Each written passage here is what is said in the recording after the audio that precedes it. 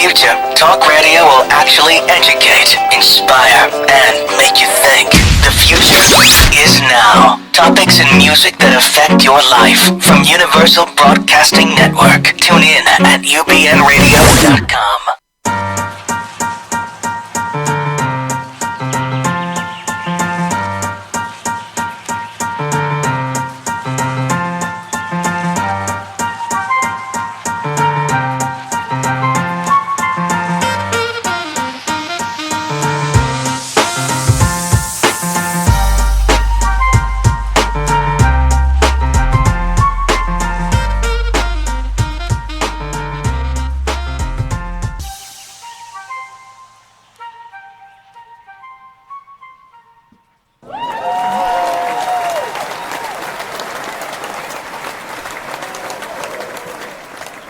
I can hear it. I can hear it. The audience is growing. Dr. Judy here, Dr. Judy WTF with the Freud.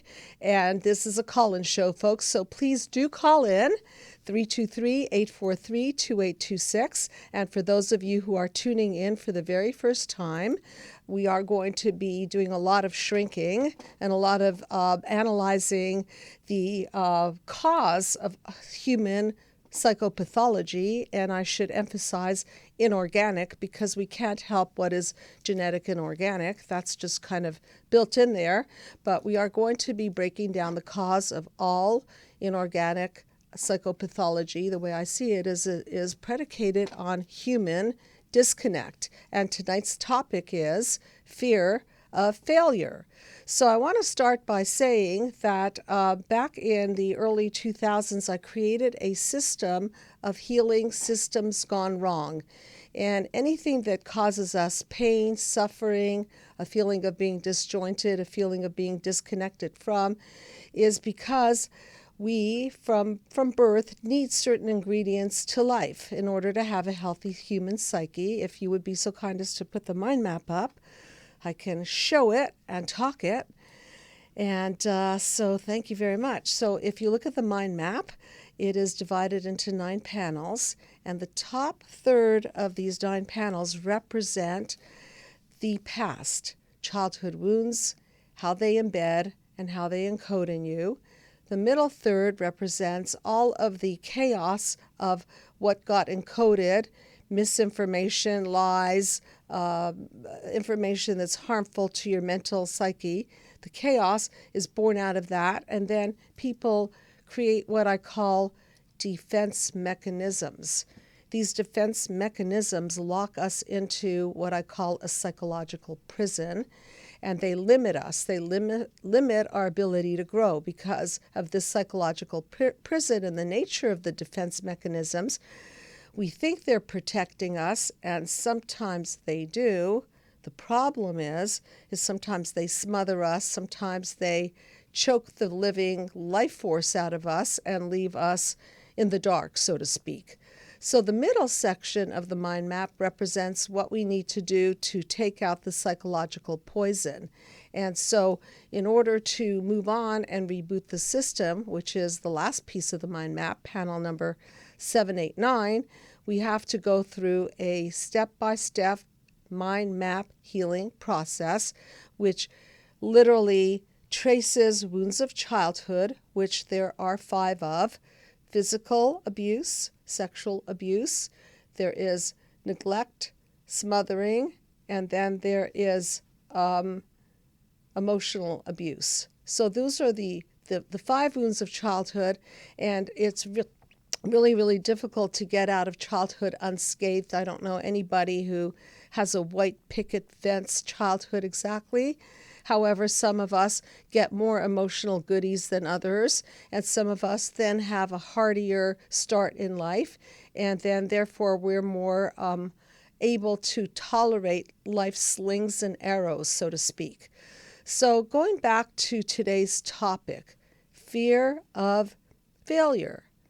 Well, that's a very broad topic, and of course we're going to apply it to various situations, and people, please feel free to call in and we will talk about your fear of failure, because ultimately the show is about you, and the show is about your getting on the couch with your emotional ouch so that we can source it, see where the pain comes from, see what you do with the pain, see how you encode the pain, and then understand why this WTF, which I call the Freud, which is a repetitive cycle whereby you fall into patterns that you repeat over and over again, not because you're stupid, but mainly because you're unconscious and you follow these patterns so that you can basically have a happier ending to a bad story. But it usually doesn't work that way because this loop just keeps looping and doesn't really get the flow off of the past, and it just keeps reverberating into your current situation. I want to talk a little bit about a psychologist. His name is Martin Seligman,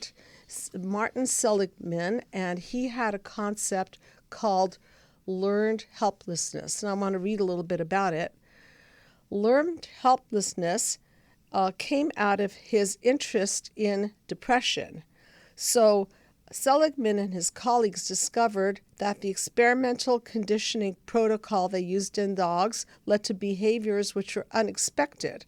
And these conditioned dogs did not respond to opportunities to learn to escape from unpleasant situations. His further findings found that human beings are also behaving that way. They behave helpless in situations even though there may be a escape route possible. And even if they have the power to change this unpleasant circumstance. And he saw similarity in depressed patients and found that in certain situations, people perceive that they don't have any control over their situation, and they have no control over the outcome of the situation. So it reminds me a little bit about a phrase that I say a lot on the show, and I say a lot in my book, Be the Cause, Healing Human Disconnect, which is that childhood is a hostage situation because we don't have control over who our parents are. We do not have any control over our environment. And in a way, it is an unfortunate laboratory for many where there is that sense of learned helplessness. So where does it all start? It starts from the cause. And when I say cause, I mean the blueprint of who we are. And who is the blueprint of who we are? It's always our family of origin, usually our primary caregivers, mother, father, other people who are involved in taking care of us. And sometimes they set up conditions where we read their messages and we try to understand how we're doing according to those messages. And according to what we're reading there, and this reading starts taking place even on a pre-verbal level, meaning before you're able to talk, before you're able to formulate ideas, words, and so on. So in this pre-verbal stage, you're already learning things. You're learning who you are in the world. You're learning to see yourself in the eyes of your mother, your primary caregiver. So you're getting feedback. So if you cry, your mother might respond lovingly and might respond in a nurturing way, or perhaps she might turn away from you, or perhaps she might even leave you locked up in the room and let you cry it out, which is a very, very popular child-rearing technique that was suggested by Dr. Ferber and the Ferber method, which was not a good way to raise children because it was parent-centered. It did not take into consideration the infant needs of the child. So pretty soon, if a baby is getting cues and clues that they're not being responded to, then they start feeling helpless. The locus of control becomes not in their hands any longer. And even though they're obviously not thinking these concepts and complicated terms, they're still feeling that the relationship between themselves and primary caregiver is not one that is synergistic, not one that feeds the baby, not one that engages the mother and engages the baby in a relationship. So let's take the idea of neglect. Okay, one of the wounds of childhood. So what happens if a baby is neglected? What is the biggest fear there? Fear of failure. What are they going to fail at? Well, the first thing they want to succeed at, obviously, is making the connection to the primary caregiver. And if they're already failing to make that connection, or rather, if mom is failing to make the connection, and unfortunately, the baby always thinks that they're at fault. The child thinks that they're at fault. The child thinks that because they're not being attended to, because they're not being looked in the eyes or touched, that there might be something wrong with them. So there's a sense in the child that they're failing at something. So there's the blueprint for failure. And then this expands and expands and expands, and it builds up this sense of learned helplessness, that no matter what they do, if they cry, there's no response. If they shut down, then they get deeper into the hole and still no response. If they start throwing objects, they might even be hit and punished, which goes into the physical abuse piece of it. So no matter what, the first line of success or failure is the success or failure of the relationship with a primary caregiver. So this goes back to a big topic that a lot of people call in about, which is the narcissistic injuries of childhood. And I want to explain a little bit more about that because the term narcissism is really thrown around quite a bit.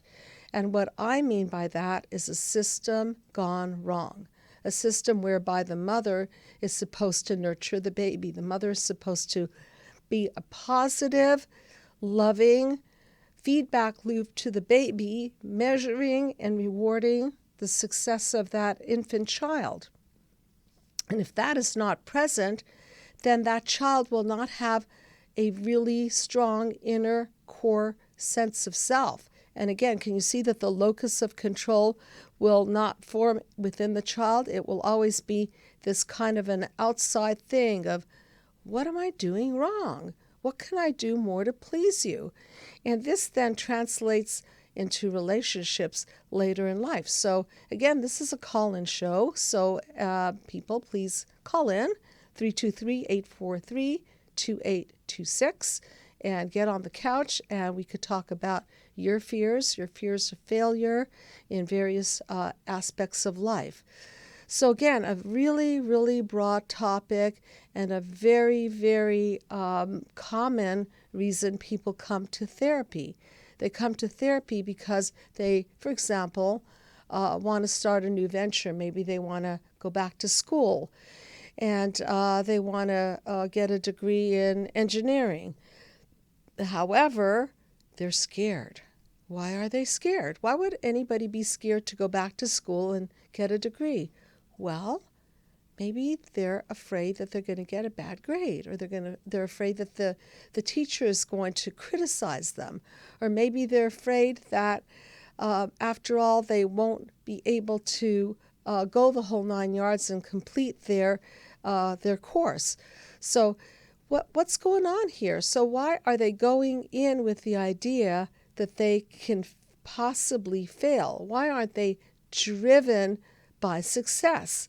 Well, I think that a fear of failure is a part of our it's a part of our survival skills. You know, we should be scared to stand on a cliff because maybe we'll fall off. We should be afraid to touch fire because maybe we'll get burned. And speaking of fires, I do want to shout out to everybody who is going through this disaster in the Valley, Los Angeles area. A lot of homes are burning down. A lot of people are being displaced. And I just want to say to all of you, if you're experiencing extreme stress and distress, we have a team of people at the Psychological Healing Center, and we would really like to help. We'd like to reduce our rates for people who are experiencing PTSD, because the point is that when we're afraid, when we feel that nobody has our back, it's very, very important to have a solid support system. So also my voice is kind of raw for two reasons. Number one, I live in the Valley. The Psychological Healing Center is in the Valley, Sherman Oaks, and we've all been breathing in a lot of really, really bad air. So please bear with my voice. Thank you very much. And so going back to this concept of this person who wants to go back to school, but yet he or she might have in the back of his or her mind, ow, I'm going to now expose how stupid I am or how incompetent I am. So let's go back to panels 1, 2, and 3 and trace this causal domino effect and how it arrives in a negative core belief like I'm stupid or I'm incompetent. So going back to panel 1, the wounds of childhood, what if this particular person didn't get attended to very often? What if the particular person, as they were growing up, got attended to but only with criticism? What if they were shamed and blamed and made fun of and told that they were stupid and told that they were incompetent? Do you see how that blueprint would then create a reaction in the amygdala, which is panel 2, and create a sense of anxiety, a sense of maybe hopelessness? And do you see how the encoded information can turn into something like, I'm not good enough. I'm not competent enough. I will never be able to please anyone. So when you look at the blueprint of this, you can now understand why that person wouldn't want to sign up for the courses. And that person now is possibly in a state of learned helplessness because many times over, the message that they aren't good enough has been delivered and reinforced, and now they're in a new circumstance called school, and they're afraid of what? Of course, they're afraid that the same thing is going to happen, and that's called projection. And that's what we do when we don't know if the new situation we're going into is going to be any different than the old situation. So what we do is we project into this new situation that it's going to be just like our family of origin, that the teachers and the students and everybody in the whole faculty will be mirroring and setting an equal bar to the original blueprint or home atmosphere, which is the low bar that they now take into the situation, thinking that they're going to be criticized and shamed and blamed. So some people will be so scared of the situation that they'll actually think, well then, I'm not going to sign up for school, forget this. And they may even bow out. They may even bow out the first sign that they have a low grade. They might even drop out because they're scared that that low grade will show up on a report card. So rather than have it show up, they'll just bow out so that they can not be shown up to be that person that is stupid or incompetent. So are you beginning to see how important it is to really trace the cause of these issues? Because if we don't, then we're back in this what the Freud situation. We project into the new environment these negative core beliefs that we carry from childhood. We project onto other people that they're going to be looking at us with judging, critical eyes in the same sense that our family of origin did. And can you see how that would definitely put a damper on things? That makes sense, doesn't it? And please do call in with your emotional ouch. I know it is before the holidays and everybody is taking off, and it would be great to make a connection with the people that I know write in and listen to. And thank you very much, everybody, for all of your different forms of communication. We have a growing audience of people cross-culturally across the world, and it's really an honor for me. It's an honor for the staff to make connections with people in Iceland, in Italy, in Oman, in Thailand, and I think we have a call-in, so please get on the couch and connect. Hi. Hi. Who is this, please? This is Mary from Florida. Hi, Mary. How you doing? Good. I wasn't able to get on my iPad. Every time I tried to get on to get in to hear your topic and what you're talking about, it shut down, so Okay. I just decided to call. Okay, I'm glad you did. You know the topic of the day? It's no, tell me. Okay, it's fear of failure, and it's a very broad topic. And I've been talking about the blueprint for the fear of failure, which is how we are treated in the first few years of life. And if our parents give us judgmental comments, critical looks, if we are ignored, if we're verbally abused, then we develop negative core beliefs that then interfere with our ability to take risks and move forward. And then the fear of failure becomes very prominent. So that's what we've been talking about, and how might that apply in your life, Mary? Yes, that does apply in my life. It's funny how you were just talking, and I've never related things to my father, Okay. but I've always related things to my mother, thinking, well, you know, she always tried to protect us and everything.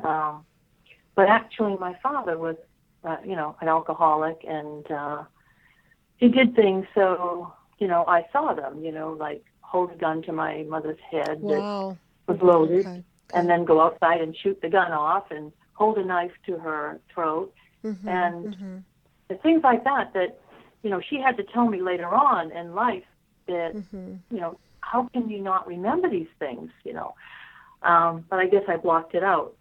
Okay, so I just want to address that blocking out phenomenon.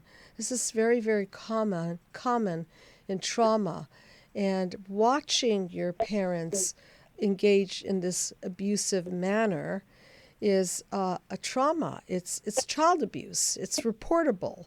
Children should not be around these kinds of scenes. And so what trauma does to the brain is that it creates what is known in our profession a phenomenon called splitting. Okay? And splitting is simply that. I don't want to be here. This is too hard. Are you able to hear me? Do you have anything going on in the background that you have to shut off? Can you hear me okay? No. Okay. Yeah, Okay. I can So do good. when we're traumatized, then we tend to dissociate. We tend to split.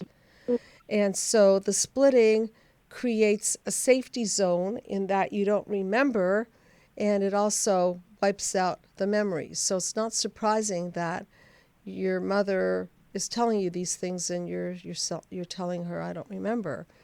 Okay, so how do you think this might play into your life and who you are today, and maybe extrapolate it into the topic of fear of failure? I know that every time I'm going to be with a group of people, I get extremely nervous because I really think about how I got to position myself so that I'm sitting in a corner or standing in a corner, so I'm looking at the people, and I don't have people, so they're behind me, and so I need to have an escape route, and I'm already pre-planning ways to politely get out, and sometimes that fails miserably, and sometimes it can be as simple as just being with a bunch of women for tea or something, or coffee or whatever. Okay. All right. But I have to know that I can leave. Just And doesn't that make sense from a blueprint point of view that you were in extreme jeopardy? You don't know, that gun might have fired off and killed you for all, maybe that's what's been a concern of yours as well. Of course, an unconscious one because you split off and forgot a lot of this material. So it makes sense that your world, according to your blueprint, mom and dad, was a very dangerous world. And so therefore, you would then do what with the new crowd of people coming into your life? What do you think that you would project onto them? that I was the reject in the crowd or the group, just and I end up being that too. I do. I notice that I end up being the type of person where it's like, oh, Mary, you're coming along so well, you're doing so well, and it's always like I'm either pampered or treated like almost like a child, where they gotta assist me or help me. Or so. I don't know how this happens. It just does.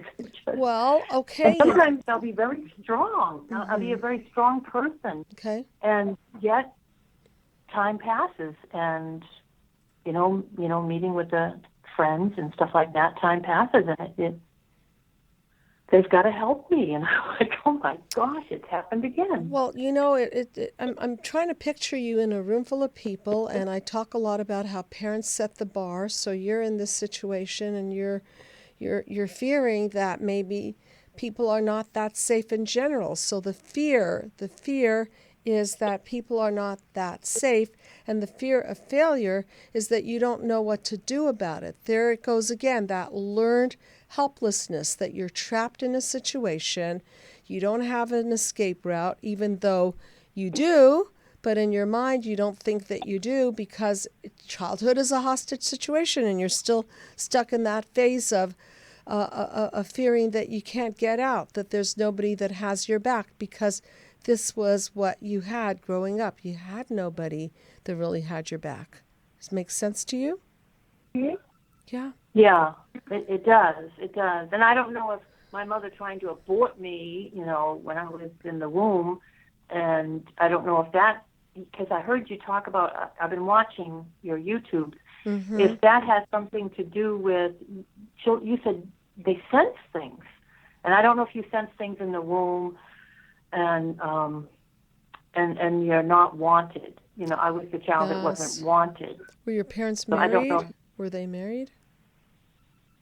Yeah, they were married, but, right after the first child, my mother realized she had married a alcoholic, probably cheating, gambling, Navy guy. Okay. And All right. she didn't want another child, so, and I was it. Okay, so look at all the fear involved. Her fear of failure to pick the right man. Her fear of failure to create a family that's functional. And now, what did you represent? You represented the child that was going to entrap her further into a horrible, horrible relationship. Okay? And so the message that you're not wanted, that you should have been an abortion, look how profoundly horrific that is in terms of a core belief. I should have been not even born. I'm not even welcome in this world. I should have been an abortion.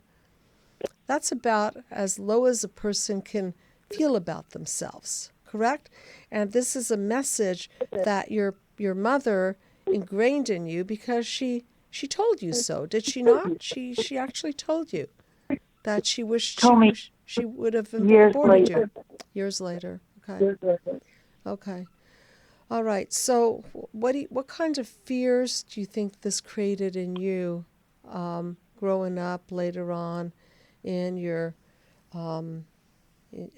maybe in other areas of your life, at work? By the way, do you have children? Do you have a family?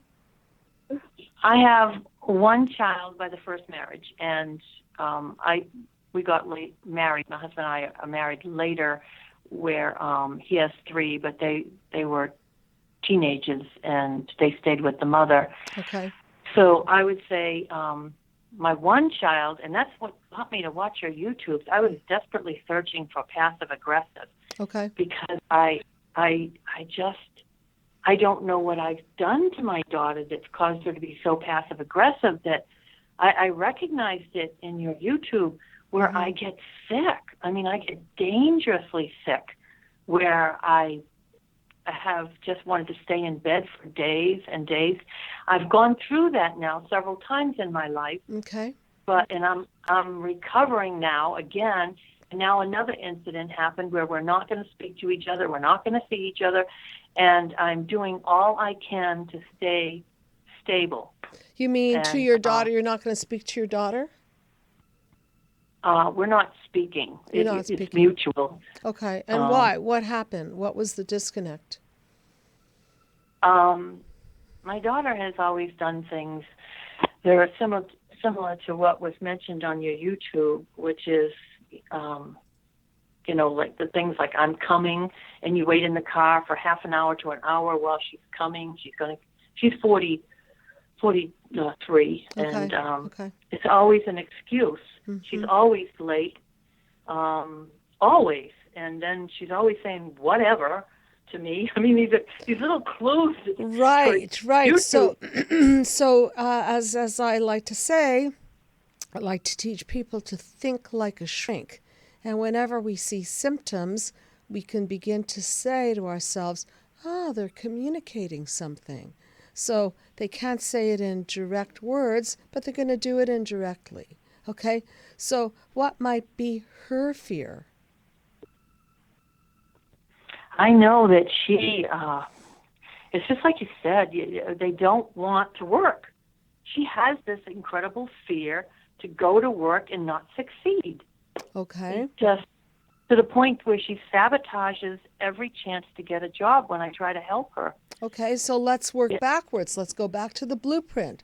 So was she judged, blamed, shamed, criticized? Was she given the necessary tiny baby step support system ladder, so to speak, to climb up that ladder of success by you? And that was your first husband, yes?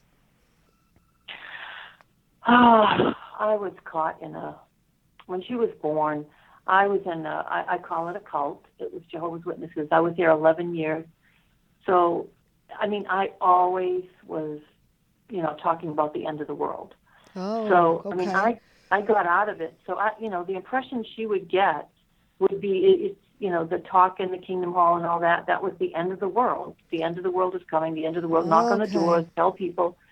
And I got to the point where I couldn't take it anymore. I couldn't take the always bad news. There's never good news. You got to tell people the bad news. So speaking of learned helplessness, this is a huge example of it, don't you think? Where you're communicating to your daughter that the end of the world is going to come. So after a while, can you see how she might be thinking, whatever, okay? And so maybe it starts with the fear of, oh my God, the end of the world is going to come, adrenaline, and then after a while, you become that unbelievable mother of, well, is the end of the world going to come? And I'm still waiting for the end of the world. And what was the first thing that you said to me that she does in a passive-aggressive way? She makes me wait. Thank you. Okay. So she's been waiting for the end of the world, as you said it would come, okay, in anxiety. So do you see how unconsciously she's doing a WTF? Can you see that? She's making you wait. Yeah, gosh. All right. Even though it's been years? I mean, yes, because she's not conscious of this. Because if she was conscious of this, she would say, Mom, I'm very, very angry at you. She'd have one of those conscious, peaceful healing dialogues, which, by the way, is up on my website, psychologicalhealingcenter.com. You can pull off a copy of the Peaceful Healing Dialogue, and it's up there. And so right now, Mary, I'm teaching you how to think like a shrink, because what she wants you to feel. See, she's trying to project in you to relieve her own anxiety and her own fears. She's projecting in you her fears and her anxiety of waiting. So what does she do? She makes you wait. And then you become anxious and you become irritated and so on. Walking on eggshells, like Right. was said. Right. So Constantly where I'm getting sick. I get sick over it. And then when I speak up for myself, she screams at me. And what do you say? 43 years old. What do you say? When you speak up for yourself, what do you say? I'll say, why did you do that in the house? Perfect example, something that just happened. I was waiting for her. I said, all right, I'm going to go out. She goes, go outside, turn on the car. It's a little cool. The baby's going to need a warm car. So I come back in. I said, okay, what luggage do you want me to take? And because we're visiting people. And I said, I have the back of the van up. I got to put the luggage in. What would you like me to take? And now, instead of standing at the door, she's sitting down at the couch, and she's talking to family. And I said, Tracy, just tell me, what is it? Okay, so I want to, let's stop and shrink this thing, okay? Is that all right with you? Okay, sure. So we're talking about something unconscious back in the day, starting with the message that the world is going to end, and she's waiting, and she's full of anxiety about this. And now you're in a different phase of life, and it's a new context. The situation is in a new context.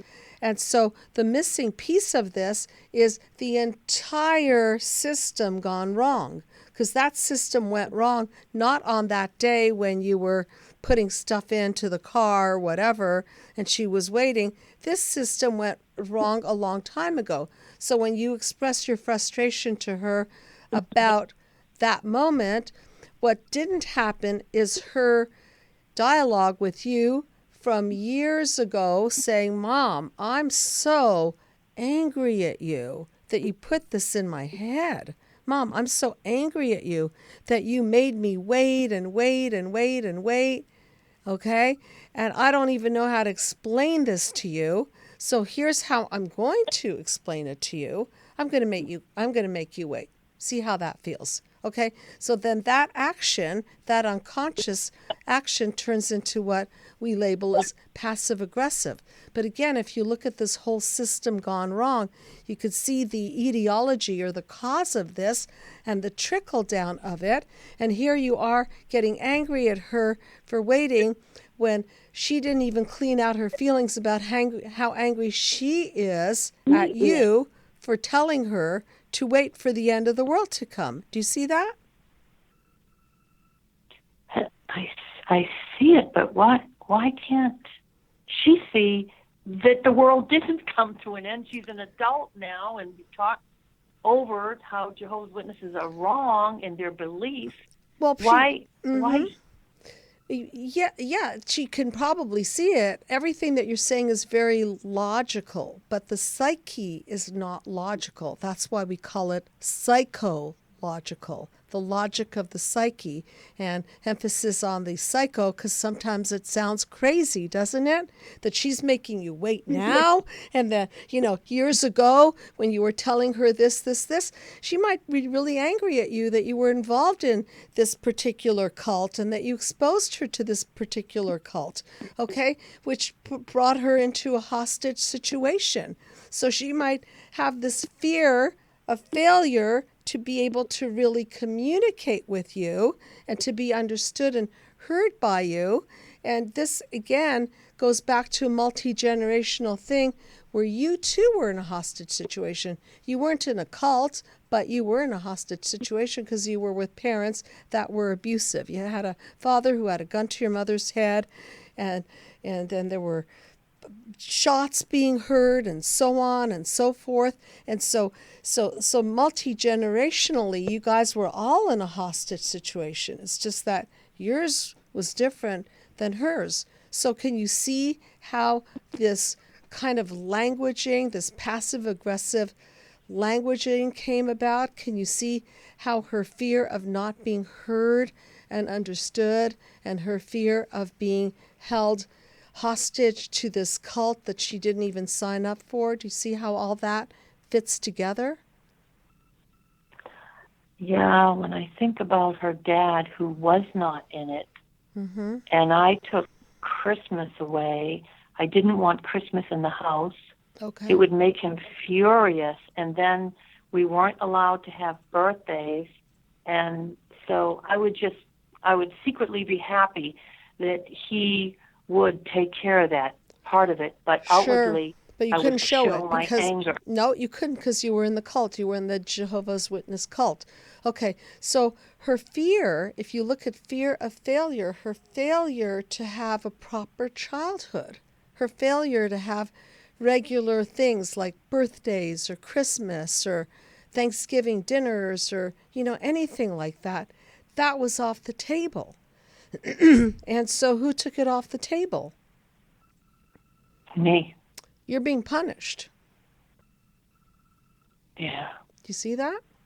She doesn't know how to say to you, Mom, I'm really, really hurt and angry, and I have a fear that I've lost control of my life because you kind of put me in I call it the double dungeon of darkness, okay? You put me in this horrible double dungeon of darkness. I can't get out of it, and so I'm really, really angry at you and very, very hurt, and I fear that I'm not going to have control over my life.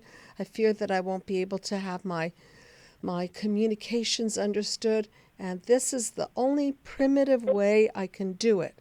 So I'm going to show you how angry and hurt I am by making you very, very angry and frustrated, just like I was for many, many years. Get it, Mom? Wow, that might be why, in the heat of her screaming at me once she got outside in the car, she called her alcoholic husband she's trying to divorce and said, my psycho mother has done it again. And I'm like, All what? right.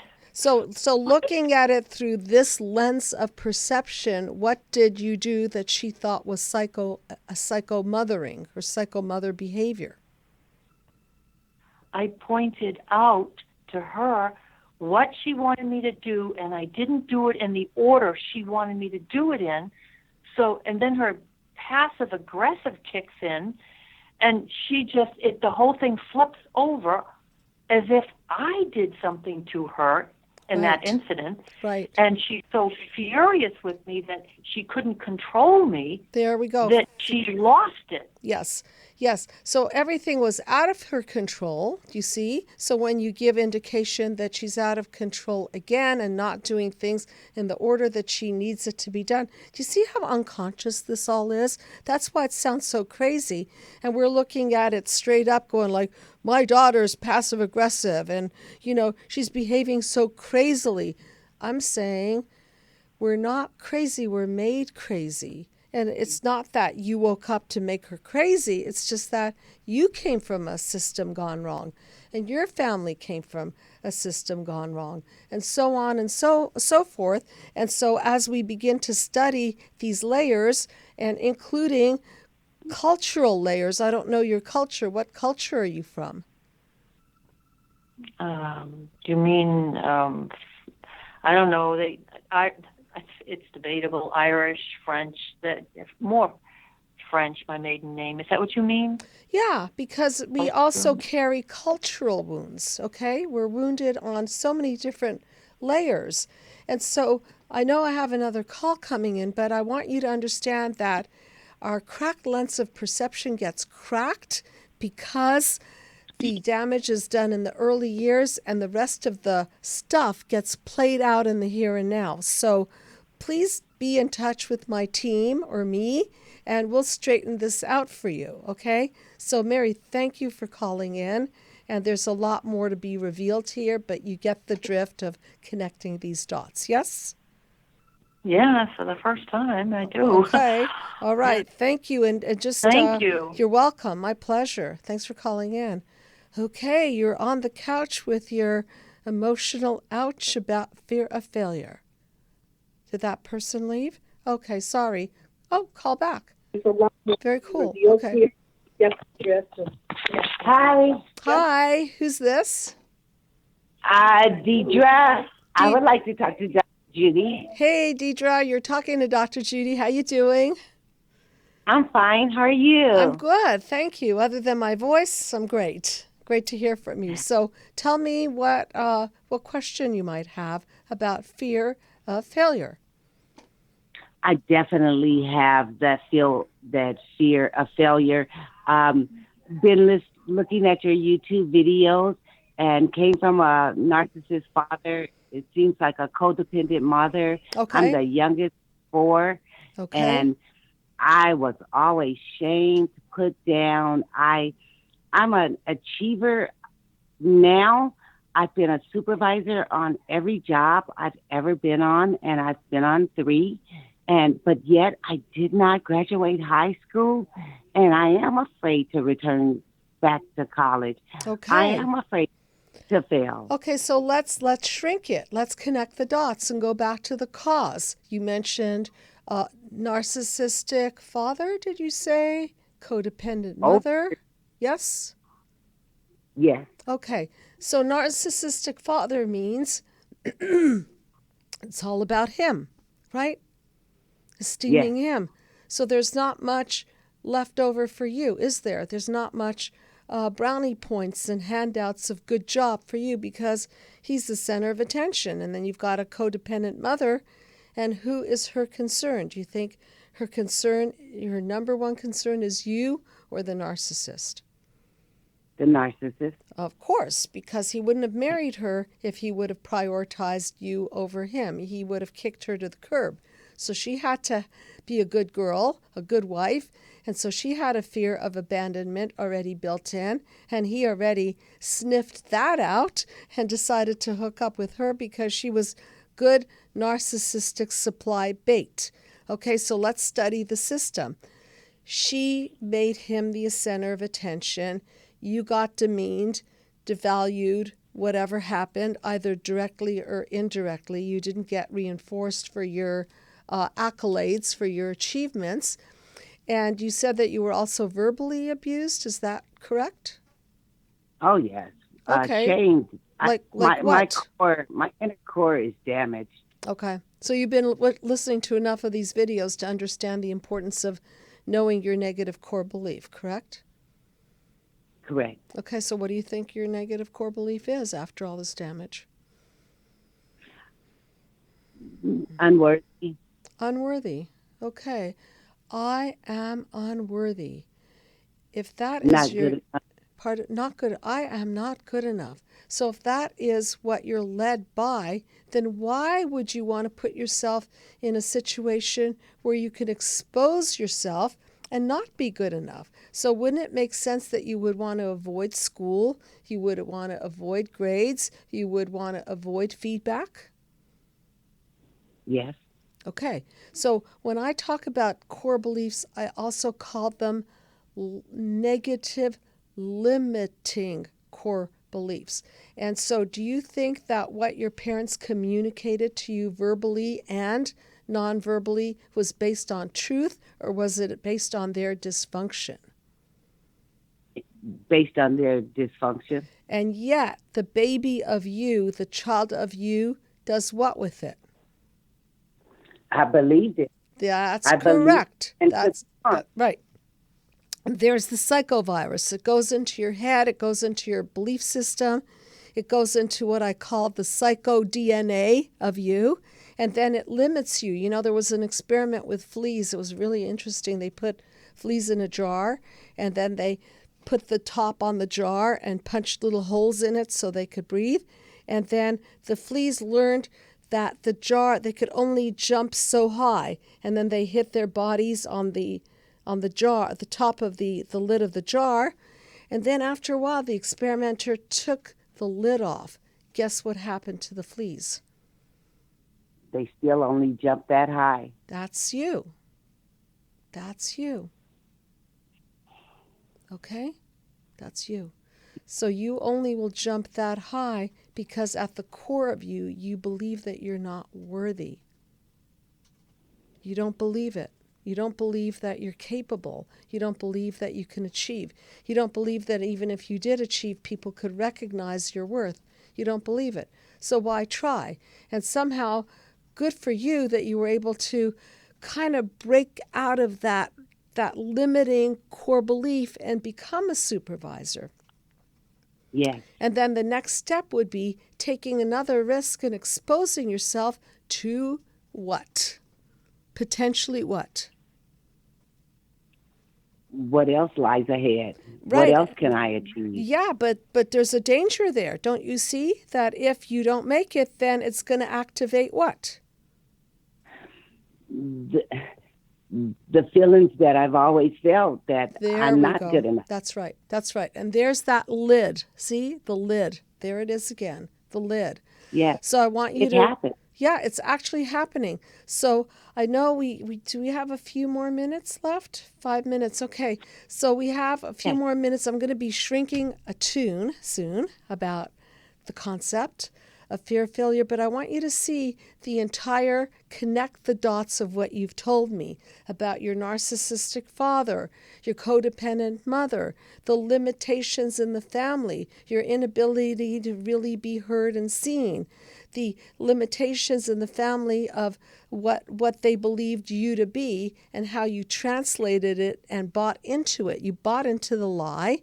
You bought into it. You made it to mean that you're not worthy. And so you live your life just like the fleas do in the glass jar, and you're limited by that lid. And the lid is what your parents placed on top of you. The lid that you're not competent, you're not good enough. You don't deserve any more than that. Okay? So I suggest to you to get a copy of my book, Be the Cause, Healing Human Disconnect, because that'll really help you connect the dots. And by the way, everybody, my video is coming out, I hope in a month or so. You'll be able to buy the 9-panel mind map video journey to healing that I conduct, and hopefully it'll be all edited and available to everybody by at least the beginning of next year. So again, your name is Deidre, is that correct? Correct. Thank you so much for calling in, and be in touch with me and the team, and we can blow the lid off of that negative core belief. I know we can do it. We've done it with literally thousands of people. And thank you for calling in, and I'm going to try to shrink a tune in a very fast way. Okay, so. Thank you. Okay, my pleasure. Okay, so this tune is by Linkin Park, Play in the End. Okay, so here we go. One thing I don't know why, it doesn't even matter how hard you try. Keep that in mind. I designed this rhyme to explain in due time. There's the helplessness. It doesn't even matter how hard you try because it's not going to work out for you anyway. You're a failure. All I know, time is a valuable thing. Watch it fly by as the pendulum swings. Watch it count down to the end of the day. The clock ticks life away. It's futile. It's hopeless. It's time is going to go by and nothing's going to amount to anything. It's so unreal. Didn't look out below. Watch the time go right out the window. Trying to hold on. Didn't even know I wasted it all just to watch you go. So here's a person who's trying to hang on to somebody or something, and they wasted all their time because they had probably a fear of abandonment, and they waited, and then the time flew out the window.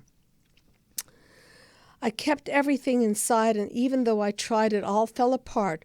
What it meant to me will eventually be a memory of a time when I tried so hard. So this person has no locus of control. Everything is designated to how the other will treat them. So there is a fear of failure to make it in a relationship, and that the other person is going to basically dump them. I tried so hard and got so far, but in the end it doesn't even matter. I had to fall to lose it all, but in the end It doesn't even matter. One thing I know, I don't know why, it doesn't even matter how hard you try. Keep that in mind. I designed this rhyme to remind myself how I tried so hard, but to what avail, right? In spite of the way you were mocking me, acting like I was part of your property, remembering all the times you fought with me, reminds me of the hostage situation. I'm part of your property?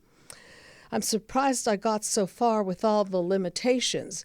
Things aren't the way they were before. You wouldn't even recognize me anymore, so maybe the person's grown or maybe they've grown bitter.